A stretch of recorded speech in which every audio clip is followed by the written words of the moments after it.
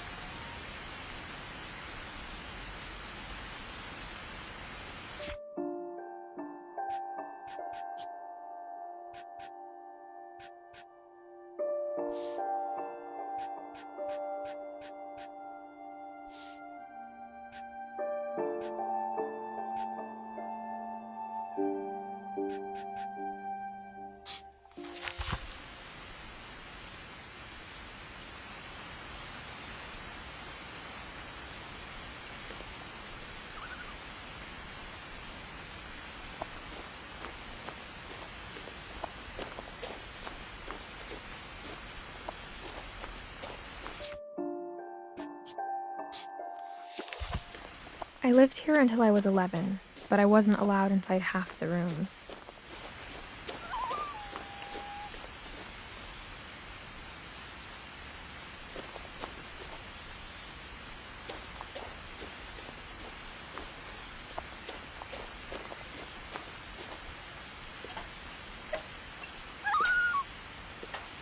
Inside the mailbox were bills from 7 years ago, marked urgent, open immediately.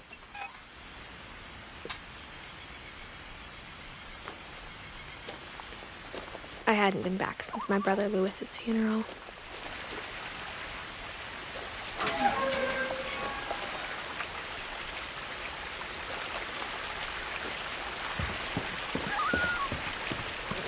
In her will, my mother left me a key, but didn't tell me what it unlocked. Maybe she thought I'd know, or she thought that the mystery would be enough to bring me back.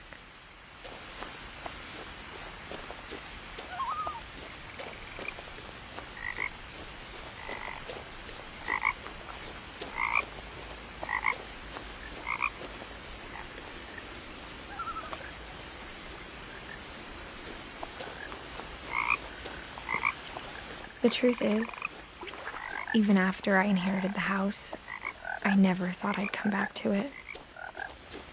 But now I had questions about my family that only the house knew the answers to.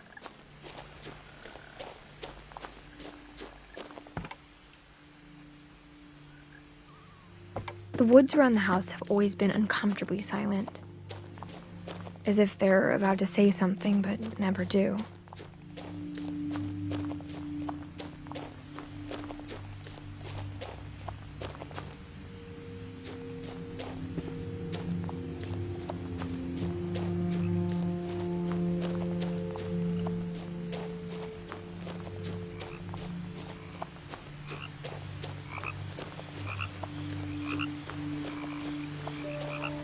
The house was exactly like I remembered it, the way I'd been dreaming about it. As a child, the house made me uncomfortable in a way I couldn't put into words. Now, as a 17-year-old, I knew exactly what those words were. I was afraid of the house.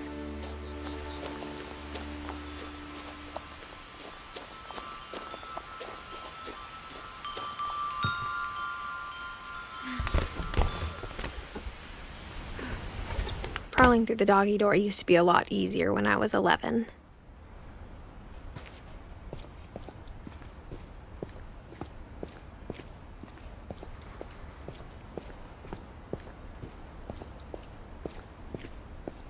For the first time in years, I felt like I was home.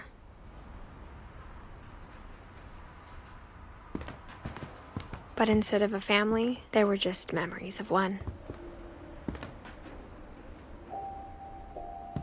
Like how only one restaurant would deliver to our house, so we had Chinese a lot. Or how after Lewis started working at the cannery, we all got sick of eating salmon. Except our cat, Molly.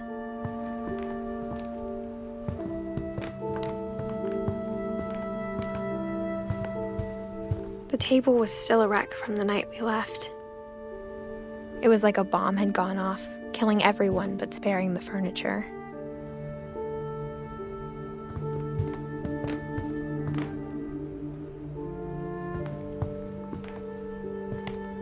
My mom was the only one of us who could imagine Great-Grandma Edie living in a nursing home.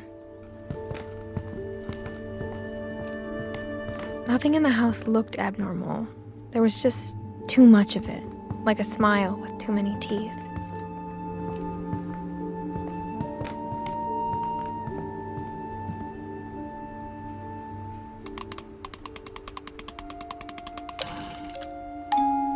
Great-Grandpa Sven built a music box for Barbara, along with the rest of the house.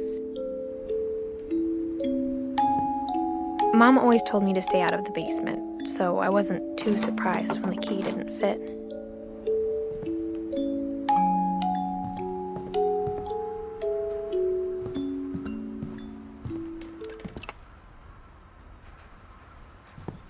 A lot of things got left behind in the whirlwind of that last night.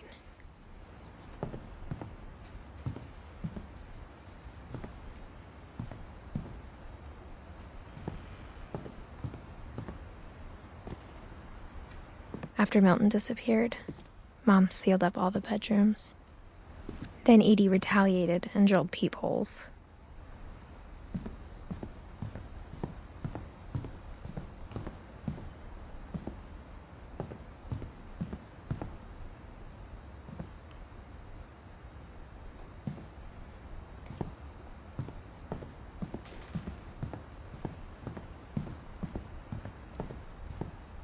Whenever people ask me about my family, the first thing they always want to know about is Barbara.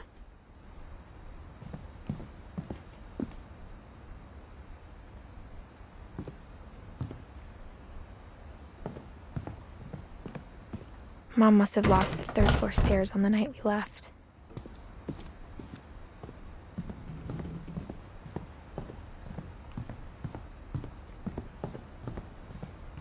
I spent a lot of time playing in Great Uncle Walter's room. I think my mom sometimes regretted not sealing it up.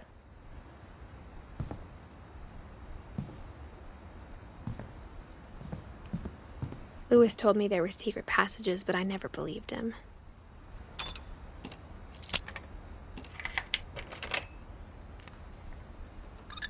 Turns out, my mom was really good at keeping secrets.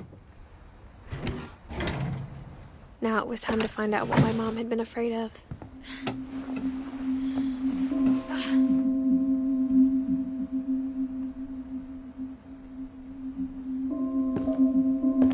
From the paintings on the wall, it was clear my brother Milton had been here before me. Reading this, maybe it sounds like I had a plan, but I had no idea what was behind that door.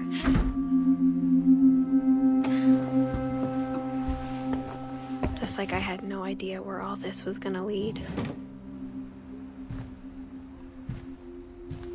I grew up looking at Molly's room. Molly's gerbil had a tiny bedroom with its own even tinier gerbil cage.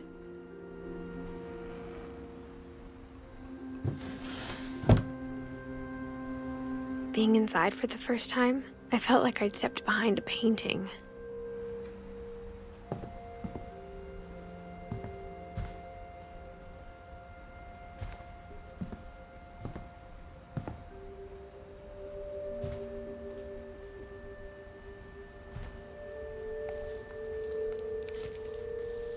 December 13th, 1947.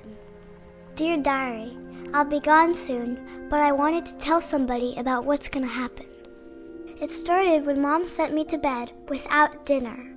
I woke up and I was starving, so I looked around for something to eat. The gerbil food was dry, but I didn't mind it.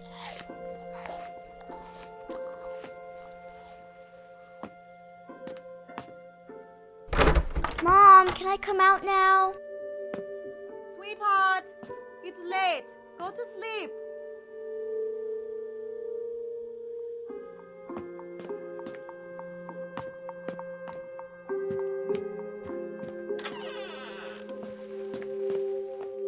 I kept eating and eating.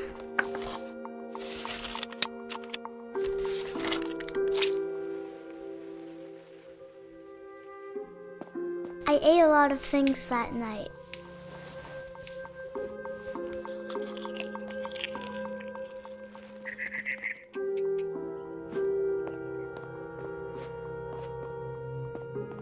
Then I heard chirping outside my window. It was a barn swallow going back to her nest.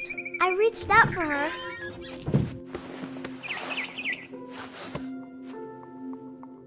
And suddenly,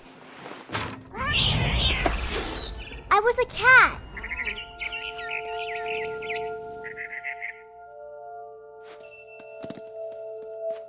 I tried to be quiet, but the bird was really scared.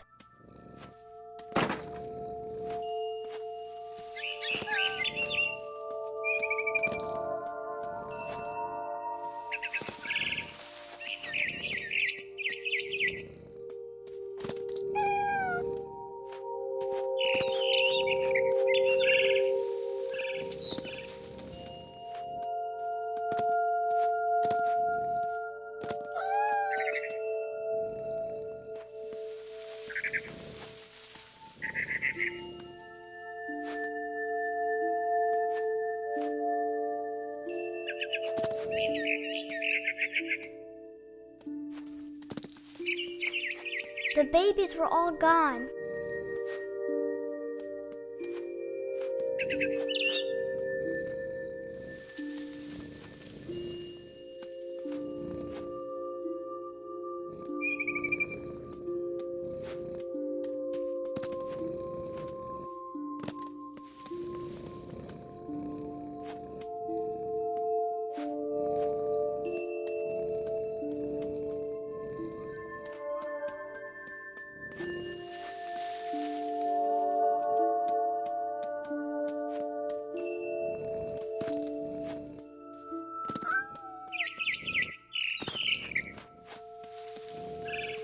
I jumped and I almost got her.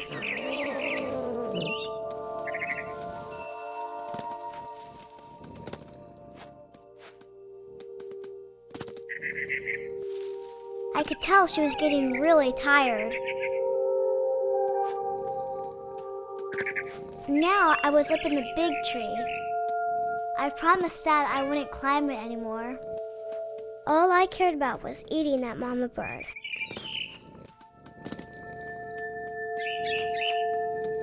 I gobbled her up. And suddenly, I was an owl. First, all I heard was the wind. Then I heard little teeth nibbling in the grass.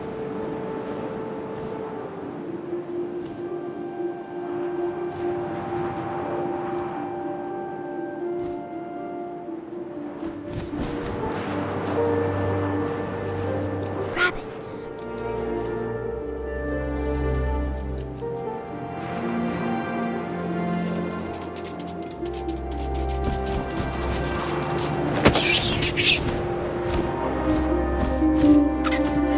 Imagined his face looking up and seeing mine through my talons. I swallowed him up, and I didn't chew one bit. Then I flew off to find something bigger.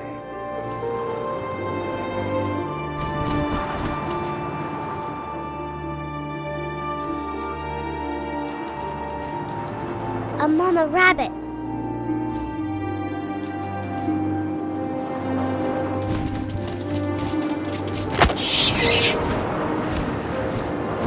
She was almost too big to carry. I started choking, but I couldn't stop eating. And suddenly, I was a shark.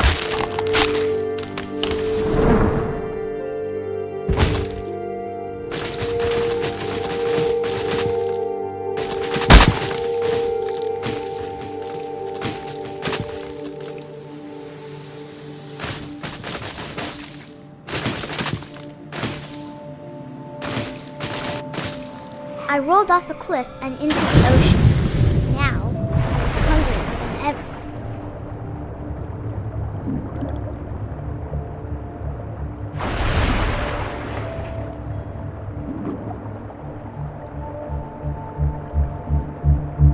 I wanted fat, juicy seals. I flipper, and it tasted really good.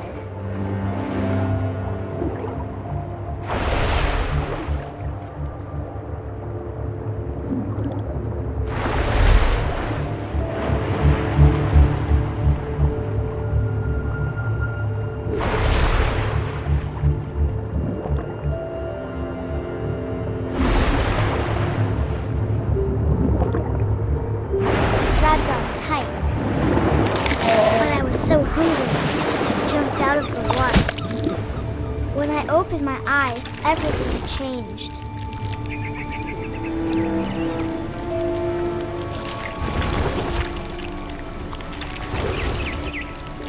Now I was a monster, and I smelled people everywhere.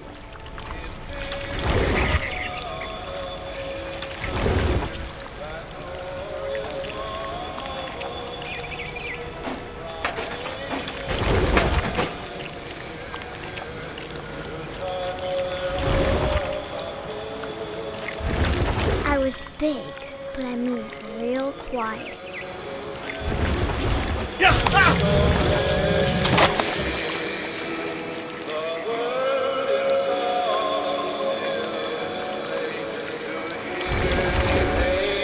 I wanted to stop, but also I didn't.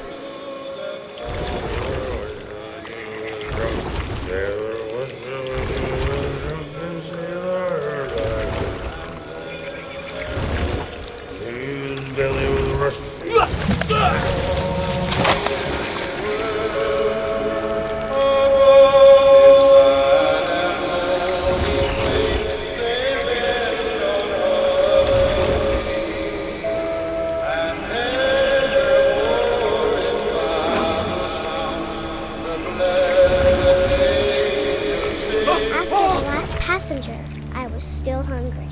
And across the water, I smelled something new. Something I had to have, so I swam towards it.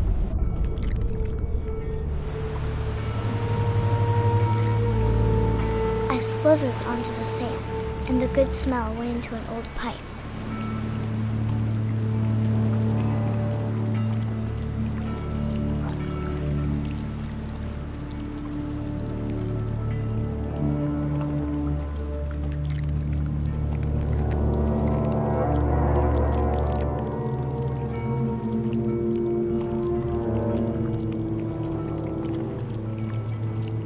I got closer and closer.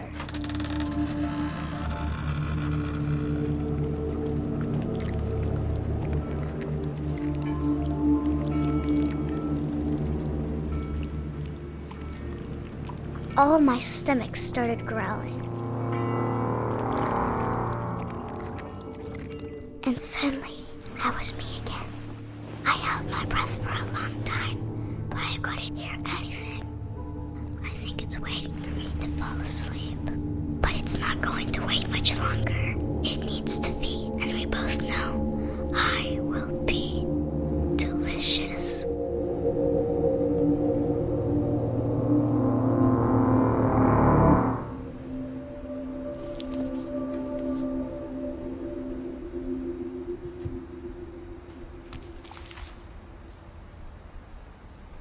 I'm not sure if I believed all of that, but I'm sure Edie would have.